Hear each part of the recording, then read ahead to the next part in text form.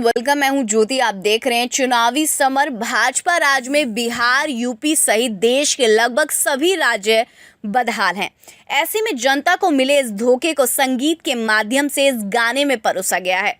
एक गाना है, काफी ज्यादा वायरल हो रहा है और उस गाने की एक छोटी सी झलक हम आपको जरूर दिखाएंगे। ध्यान से देखिए। वही बेरोजगारी सबने है लूटा, मिलके हमें बारी बारी। किसी ने मांगी घूस, किसी ने रंगदारी। आज भी है हम पलायन को मजबूर, तो झून की रोटी के लिए जाते इतना दूर। तो जैसे कि आपने देखा, इस गाने के शब्द जो हैं वो कहीं ना कहीं सटीक बैठते हैं यूपी पर भी। और इस गाने को पूरा सुनने के लिए डिस्क्रिप्शन बॉक्स में जाइए, उसमें एक लिंक है, उस पर क्लिक कीजिए। उस गाने को पूरा आप देख सकते हैं वहां पर।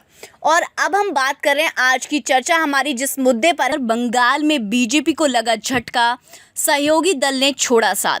केंद्र की सत्ता में पूर्ण बहुमत के आने के बाद भाजपा ने अपने सहयोगी दलों के साथ जो विश्वासघात किया है, उसका असर अब देखने को मिल रहा है। जैसे कि हम जानते हैं कि भाजपा से नाराज होकर शिवसेना और अकाली दल अलग हो चुकी हैं। अब वहीं एक और सहयोगी दल ने भाजपा से किनारा कर लिया है। वैसे इस दल के एनडीए से अलग होने से पश्चिम बंगाल में सत्ता हासिल करने के भाजपा की उम्मीदों को जोर का झटका लगा है, क्योंकि इस दल ने ममता बनर्जी के साथ गठबंधन कर लिया है। जैसे कि हम जानते हैं कि भाजपा काफी समय से पश्चिम बंगाल में अपनी पैठ बनाने की कोशिश कर रही है, लेकिन ममता बनर्जी की वजह से भाजपा की हर एक कोशिश नाकाम हो रही है। वहीं अब पश्चिम बंगाल में भाजपा की सहयोगी गोरखा जनमुक्ति मोर्चा ने ऐलान किया है कि पार्टी एनडीए छोड़ रही है और 2021 में बंगाल में होने वाले विधानसभा चुनाव से पहले गोरखा जनमुक्ति मोर्चा तृणमूल कांग्रेस के साथ गठबंधन करेगी। इस दौरान इस मोर्चा के नेता बिमल भाजपा के खिलाफ भड़के हुए नजर आए। उन्होंने भारतीय जनता पार्टी पर वादा खिलाफी का आरोप लगाते हुए ये कहा कि बीजेपी ने जो वादा किया था उसे पूरा नहीं किया, लेकिन ममता ने अपने किए सभी वादों को पूरा किया है। और गोरखा जनमुक्ति मोर्चा के नेता ने मुख्य रूप से मोदी और शाह पर निशाना साधते हुए ये कहा कि प्रधानमंत्री नरेंद्र मोदी और गृह मंत्री अमित शाह बंगाल में गोरखा के साथ किए गए वादों को पूरा करने में नाकाम रहे हैं।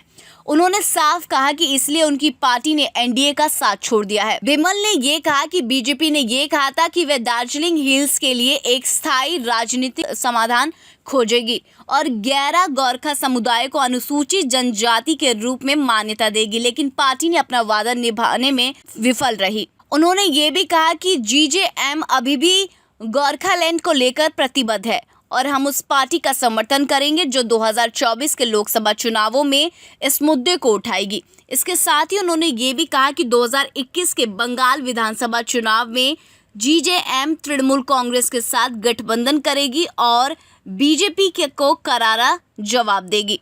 इस तरह बंगाल में भाजपा की उम्मीदें धूमिल होती हुई नजर आ रही हैं, क्योंकि बिमल के इस फैसले के बाद माना जा रहा है कि उत्तरी बंगाल के पहाड़ी क्षेत्रों में कम से कम 10 सीटों पर बीजेपी के वोट बैंक पर असर पड़ सकता है।